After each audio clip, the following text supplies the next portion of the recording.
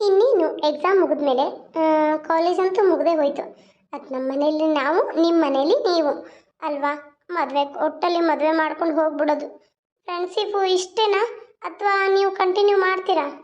ಏ, ನಾನಂತೂ ಪಕ್ಕಾ ಕಂಟಿನ್ಯೂ ಮಾಡ್ತೀನಮ್ಮ.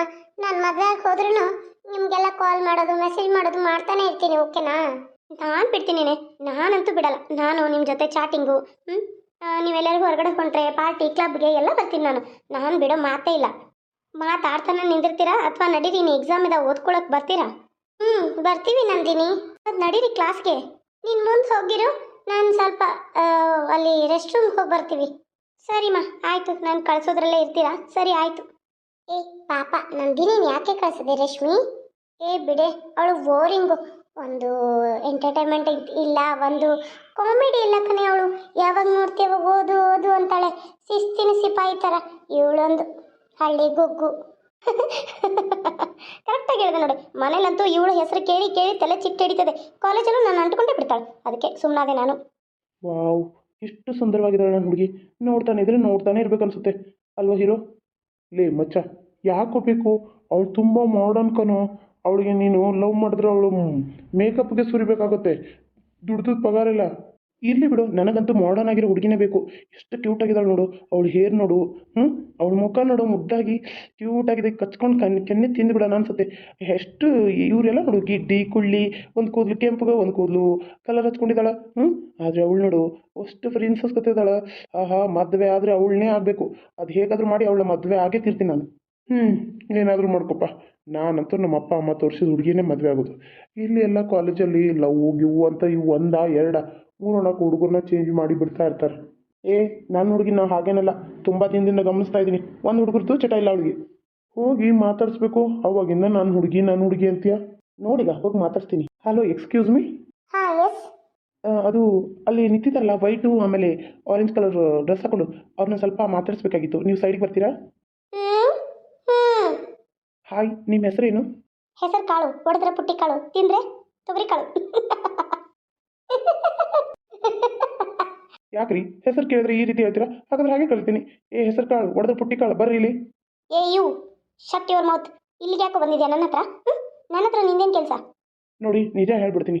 1 ವರ್ಷದಿಂದ ಆಯಿತು ನಾನು ನಿಮ್ಮನ್ನು ನೋಡ್ತಾ ಇದ್ದು. ನಾನು ಮೊದಲೆಲ್ಲ ಬೇರೆ ಕಾಲೇಜಲ್ಲಿದ್ದೆ. ಇಲ್ಲಿ ಬಂದರೆ ನನಗೆ ನಿಮ್ಮ ಮೇಲೆ ತುಂಬ ಪ್ರೀತಿ ಹುಟ್ಟುಬಿಟ್ಟಿದೆ. ನಾನಿರೋ ರಾಯಲ್ ಲೀಡ್ಗೆ ನೀವು ಕರೆಕ್ಟಾಗಿ ಹೊಂತೀರಾ, ಅಷ್ಟು ಚೆನ್ನಾಗಿದ್ದೀರಾ. ಅದಕ್ಕೆ ನಾನು ನಿಮ್ಮನ್ನ ಕೇಳಬೇಕು ಅಂತ ಬಂದೆ. ಡೈರೆಕ್ಟಾಗಿ ಮಾತಾಡ್ತಾ ಇದ್ದೀನಿ ಅಂತ ಬೇಜಾರು ಮಾಡ್ಕೋಬೇಡಿ, ಸಿಟ್ಟು ಮಾಡ್ಕೋಬೇಡಿ. ಯಾಕಂದರೆ ನಾನು ತುಂಬ ಇಷ್ಟಪಡ್ತಾ ಇದ್ದೀನಿ. 1 ವರ್ಷದಿಂದ ನಿಮ್ಮನ್ನ ಅಬ್ಸರ್ವ್ ಮಾಡ್ತಾ ಇದ್ದೀನಿ. ನನಗೆ ನೀವು ಅಂದರೆ ತುಂಬ ಇಷ್ಟ. ನಿಮ್ಮನ್ನ ಅಷ್ಟು ಲೈಕ್ ಮಾಡ್ತಾ ಇದ್ದೀನಿ. ನನ್ನ ಬಗ್ಗೆ ಕೇಳ್ಕೊಳ್ಳಿ, ನಿಮ್ಮ ಫ್ರೆಂಡ್ಸ್ನ ಕೇಳ್ಕೊಳ್ಳಿ. ಒಂದು ಹುಡುಗಿನೂ ನೋಡಿಲ್ಲ ನಾನು, ಒಂದು ಹುಡುಗಿ ಜೊತೆ ಮಾತಾಡಿಲ್ಲ. ನನಗೆ ಕೇಳಿ, ಇವರು ಎಷ್ಟು ಸಲ ಪ್ರಪೋಸ್ ಮಾಡಿದ್ದಾರೆ ಅಂತ. ಇವ್ರನ್ನ ಯಾರೂ ಒಪ್ಕೊಂಡಿಲ್ಲ ನಾನು, ಯಾಕಂದರೆ ಮನಸ್ಸಲ್ಲಿ ನೀವು ಇದ್ರಿ. ಅದಕ್ಕೆ ನಿಮ್ಗೆ ಏನಾದರೂ ಇಷ್ಟ ಇದ್ದರೆ ನೀವು ನಾಳೆ ತಿಳಿಸ್ಬೋದು. ಸರಿನಾ? ಬರ್ತೀನಿ. ಏ ಇವು, ನಿನ್ನ ಬಗ್ಗೆ ನೀನು ಪಟಾಪಟ್ ಅಂತ ಹೇಳಿ ಹೋಗ್ಬಿಟ್ರೆ ನಾನೇನು ಮಾಡಬೇಕು? ಹಾಗಾದರೆ ನಿಮ್ಮ ಮನಸ್ಸಿಗೆ ನಾ ಹೀಗೆ ತಿಳಿಸ್ತೀರಾ? ತಿಳಿಸೋಕ್ಕೇನು, ನನಗೆಲ್ಲ ಇಷ್ಟ ಇಲ್ಲ. ನಂಗೆ ಈ ಥರ ಲವ್ ಮ್ಯಾರೇಜ್ ಎಲ್ಲ ಆಗೋದು ಇಷ್ಟನೂ ಇಲ್ಲ. ಬೇಡ, ಅರೇಂಜ್ ಮ್ಯಾರೇಜ್ ಆಗೋಣ. ನಾನಂತೂ ಡೈರೆಕ್ಟಾಗಿ ಬಂದು ನಿಮ್ಮ ಮುಂದೆ ಹೇಳಿದೆ, ನೀನು ನಮ್ಮನ್ನ ಮನೆಗೆ ನೋಡೋಕೆ ಕಳಿಸ್ತೀನಿ. ಇಷ್ಟ ಆದರೆ ಮದುವೆ ಆಗ್ಬಿಡೋಣ. ಅರೇಂಜ್ ಮ್ಯಾರೇಜ್ ಆತಲ್ಲ. ಚಿಚಿ, ನಿನಗೇನು ಮಾನ ಮರ್ಯಾದೆ ಇಲ್ವಾ? ಒಂದು ಹುಡುಗಿನ ಹಿಂಗೆ ಡೈರೆಕ್ಟಾಗಿ ಬಂದು ಅದು ಕಾಲೇಜಲ್ಲಿ ಕೇಳ್ತಾ ಇದೆಯಲ್ಲ, ಇದು ಸರಿನಾ? ಸರಿಯೋ ತಪ್ಪು ನಂಗೆ ಗೊತ್ತಿಲ್ಲ ರೀ. ನೀವು ಅಂತೂ ನಂಗೆ ತುಂಬ ಇಷ್ಟ ಆಗ್ಬಿಟ್ಟಿದ್ದೀರಾ, ಅದಕ್ಕೆ ಕೇಳ್ತಾ ಇರೋದು. ಬರ್ತೀನಿ. ಏನನ್ನೋದು ನಾಳೆ ನಂಗೆ ತಿಳಿಸಿ. ನಾಳೆವರೆಗೂ ಟೈಮ್ ಕೊಡ್ತೀನಿ. ಯಾಕಂದರೆ ಇನ್ನು ಎಕ್ಸಾಮ್ಸ್ ಸ್ಟಾರ್ಟ್ ಅದು. ಎಕ್ಸಾಮ್ ಮುಗಿದ್ಮೇಲೆ ಮತ್ತೆ ಕಾಲೇಜು ಹಾಲಿಡೇ ಅಂತ ಕೊಟ್ಬಿಡ್ತಾರೆ. ಹಾಗಾಗಿ ವಿಷಯ ತಿಳಿಸೋಕ್ಕಾಗಲ್ಲ. ಆಮೇಲೆ ನಾನು ಹೇಳೋ ವಿಷಯನ ನಿಮಗೆ ಬೇರೆದವ್ರು ಹೇಳಿಬಿಟ್ರೆ ಏನಪ್ಪ ಇವನು ಇಷ್ಟು ಫಾಸ್ಟ್ ಆಗಿದ್ದಾನ? ಹೋಗಿ ಹೇಳೇಬಿಟ್ಟಲ್ಲ. ನಾನು ನೋಡಿದ್ರೆ ರಿಚ್ಚು, ತಿನ್ನೋಕ್ಕೂ ಗತಿ ಇಲ್ಲ ಇವನಿಗೆ. ನನ್ನ ಬೈಕ್ ತೊಗೊಂಡು ಸುತ್ತಾಡ್ತಾನೆ. ಆಮೇಲೆ ಇವನು ಪಾರ್ಟಿ ಕ್ಲಬ್ಗೆಲ್ಲ ನಾನು ಕರ್ಕೊಂಡು ಹೋಗ್ತೀನಿ. ದುಡ್ಡು ನಂದೇ ಕೊಡ್ತೀನಿ. ತಿಂದು ತೇಗಿ ಮನೆಗೆ ಹೋಗ್ತಾನೆ. ಇವನು ಬಟ್ಟೆ ಎಲ್ಲ ನಾವು ಹಾಕೊಂಡು ಕೊಟ್ಟಿರೋ ಬಟ್ಟೆ ನೋಡಿದ್ರೆ ಇವನು ಇಷ್ಟೊಂದು ದಿಮಾಗ್ ತೋರಿಸ್ತಾನೆ. ಏನು ರಾಯಲ್ ಫ್ಯಾಮಿಲಿಯಿಂದ ಬಂದಂಗೆ ಮಾಡ್ತಾನೆ ಇವನು ಮುಸುಡಿಗಿಷ್ಟು. ಹೆಂಗೋ ಮಚ್ಚ? ಮಚ್ಚ, ಎಷ್ಟು ಧೈರ್ಯ ನಿನಗೆ? ಡೈರೆಕ್ಟಾಗಿ ಹೋಗಿ ಹೇಳಿಬಿಟ್ಟಲ್ಲೋ. ಅಲ್ಲ, ಏನು ಭಯನೇ ಆಗಲಿಲ್ವಾ? ಅಲ್ಲ, ಇಷ್ಟು ಡೈರೆಕ್ಟಾಗಿ ಹೋಗಿ ಹೇಳಿದಿಲ್ಲ. ಅಲ್ಲ, ಇನ್ನೇನು ಹಾಲಿಡೇ ಬಿಡುತ್ತೆ. ಹೇಳಿಲ್ಲ ಅಂದರೆ ಬೇರೆ ಹುಡುಗರು ಪ್ರಪೋಸ್ ಮಾಡಿಬಿಟ್ರೆ ಅವ್ರದ್ದು ಒಪ್ಕೊಂಡ್ಬಿಟ್ರೆ ಏನು ಮಾಡೋದು? ಅದಕ್ಕೆ ಈ ಮನಸ್ಸು ಗಟ್ಟಿ ಮಾಡ್ಕೊಂಡು ಹೇಳಿಬಿಟ್ಟೆ. ಏನಾಗುತ್ತೆ ಏನು ನೋಡೋಣ ನಡಿ. ನಾಳೆ ರಿಸಲ್ಟ್ ಸಿಗುತ್ತಲ್ಲ, ಇದು ಎಕ್ಸಾಮ್ ರಿಸಲ್ಟ್ ಇದ್ದಂಗೆ. ಈ ಕ್ವಶನ್ ಆನ್ಸರು ಬರೆದಿದ್ದೀನಿ. ಮುಂದೆ ರಿಸಲ್ಟ್ ಹೇಗೆ ಬರುತ್ತೆ ನೋಡೋಣ. ನಡಿ. ನೆನ್ಪು ಮಾಡ್ಕೊಂಡು ಹೇಳಿ ಮೇಡಮ್. ಹೆಸರು ಕಾಳು ಹೊಡೆದ್ರೆ ಪುಟ್ಟಿ ಕಾಳು. You idiot. You my Cinderella. Thank you. ಏ, ಆ ಹುಡುಗ ನಿನ್ನ ಲವ್ ಮಾಡ್ತಾ ಇದ್ದಾನಂದ್ರೆ ನಿಂದೇ ಗ್ರೇಟು ಕಣೆ. ಅಲ್ಲ, ಅವ್ನು ಯಾರಂತ ತಿಳ್ಕೊಂಡಿದ್ಯಾ? ಅವನ ಲೆವೆಲ್ ಗೊತ್ತೇನೆ ನಿನಗೆ? 5 ಸ್ಟಾರ್ ಹೋಟೆಲಲ್ಲಿ ಟೀ ಕಾಫಿ ಕುಡಿಯೋದವನು. ಏನು ಹೇಳ್ತಾ ಇದೀಯಾ? ಅವನು ದೊಡ್ಡ ರಿಚ್ ಫ್ಯಾಮಿಲಿ ಅಂತ ಅನ್ಸುತ್ತೆ. ಏನು ಬರೋವಾಗ ಒಂದೊಂದು ಸ್ಮಾರ್ಟ್ ಬೈಕ್ ತೊಗೊಂಬರ್ತಾನಪ್ಪ. ನಾನೇ ಎಷ್ಟು ಸಲ ಪ್ರಪೋಸ್ ಮಾಡಿದ್ದೀನಿ ಅವನಿಗೆ, ಒಪ್ಕೊಂಡೇ ಇಲ್ಲ ನಾನು. ಹೋಗಲೇ ಕುಳ್ಳಿ ಅಂತ ನನಗೆ, ಇವನಿಗೆ ಹೋಗಲೇ ಸೋಡಾ ಗ್ಲಾಸು ಅಂತಾನೆ.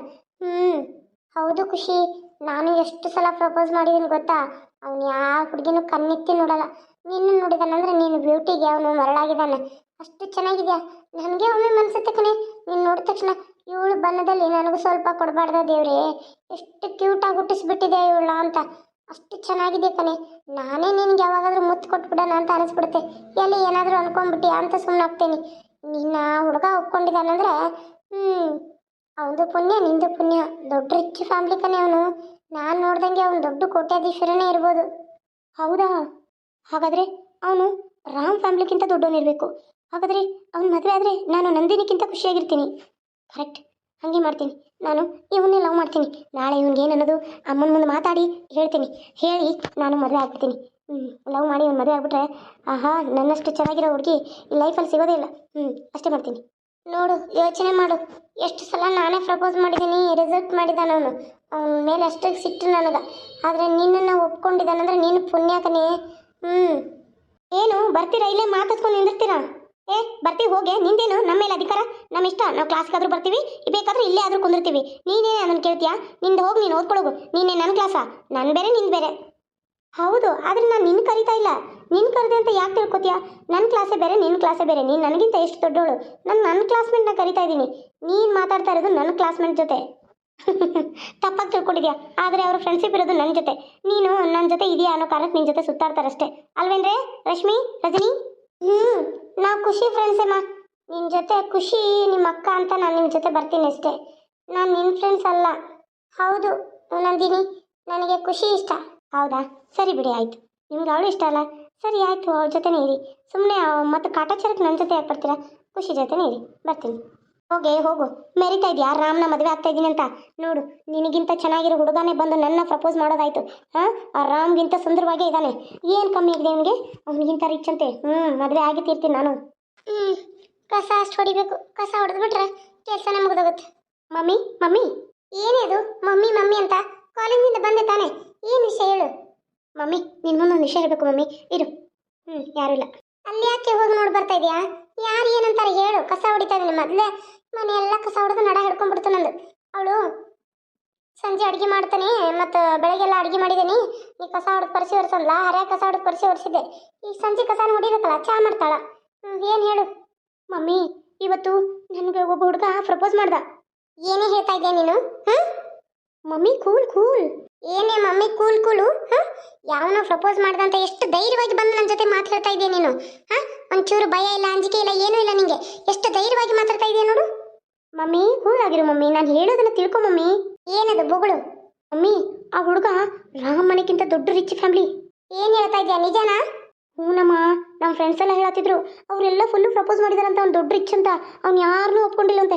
ನಾನು ನೋಡಿ ಅವನು 1 ವರ್ಷದಿಂದ ಲವ್ ಮಾಡ್ತಾ ಇದ್ದಾನಂತೆ. ಆದ್ರೆ ನನ್ನ ಮುಂದೆ ಹೇಳೋಕ್ಕೆ ಭಯ ಆಗಿ ಹೇಳಿರಲಿಲ್ಲಂತೆ. ಇನ್ನು ಕಾಲೇಜಿನ ಎಂಡ್ ಡೇ ಬಂತಲ್ಲ, ಹಾಗಾಗಿ ಅವನು ನಿನ್ನೆ ಇಂದು ಬಂದು ಬೆಳಗ್ಗೆ ಧೈರ್ಯವಾಗಿ ನನ್ನ ಮುಂದೆ ಪ್ರಪೋಸ್ ಮಾಡ್ದೆ ಮಮ್ಮಿ.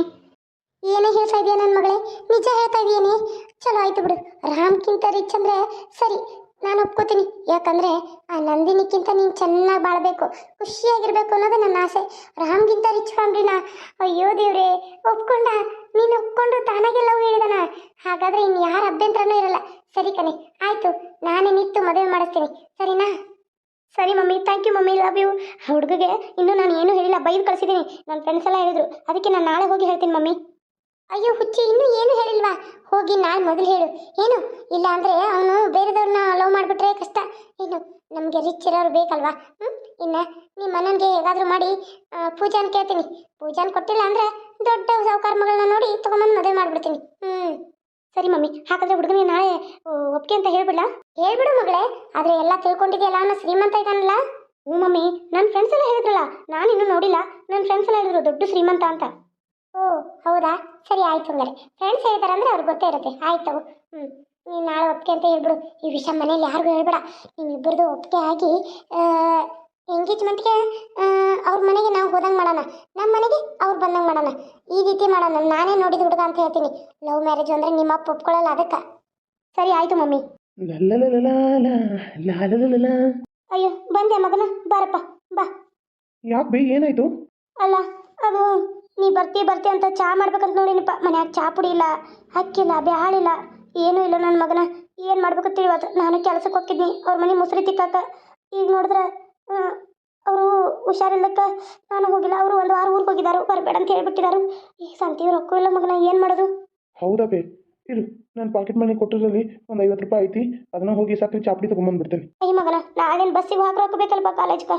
ದೋಸ್ತಗೆ ಫೋನ್ ಮಾಡ್ತೇನೆ ಬೇ, ನನ್ನ ದೋಸ್ತರು ಎಂತಾರು ಅದಾರ, ದೋಸ್ತಗೆ ಫೋನ್ ಮಾಡಿ ಬೈಕ್ನಾಗ ಹೋಗ್ತೀನಿ, ಏನು ಚಿಂತೆ ಮಾಡಬೇಡ.